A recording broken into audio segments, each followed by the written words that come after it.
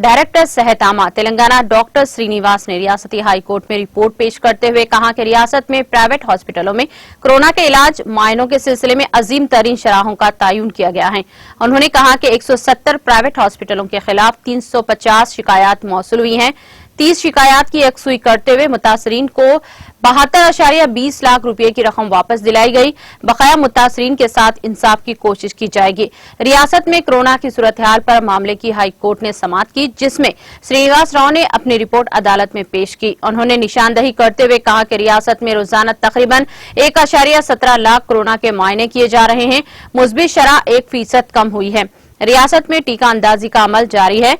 28,76,000 अफराद को दूसरा डोज और 68,48,000 अफराद को पहला डोज दिया गया। रियासत में अब तक 1,94,00,000 अफराद को टीके दिए जा चुके हैं। इस माह की 29 तारीख तक मरकज से 10,76,000 डोज वसूल तलब हैं। इंतहाई जोखिम वाले ग्रुप से ताल्लुक रखने वाले 23,11,000 अफराद को टीके देने का अमल मुकम्मल कर लिया जाएगा। बैरूनी ममालिक जाने के ख्वाहिशमंद 6,874 तलबा को टीके दिए गए हैं। कोरोना की तीसरी लहर का सामना करने के लिए हुकूमत की जानिब से तमाम इंतजाम किए गए हैं।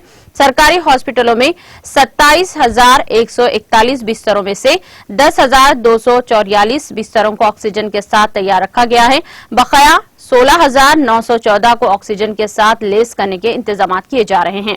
नीलोफर हॉस्पिटल समेत दीगर सरकारी हॉस्पिटलों में बच्चों के लिए खुसूसी 6,000 बिस्तरों को तैयार रखा गया है। बच्चों के इलाज के सिलसिले में कमेटी कायम करते हुए मशवरे लिए जा रहे हैं और बच्चों के इलाज के लिए दरकार दवाओं को भी तैयार रखा जा रहा है।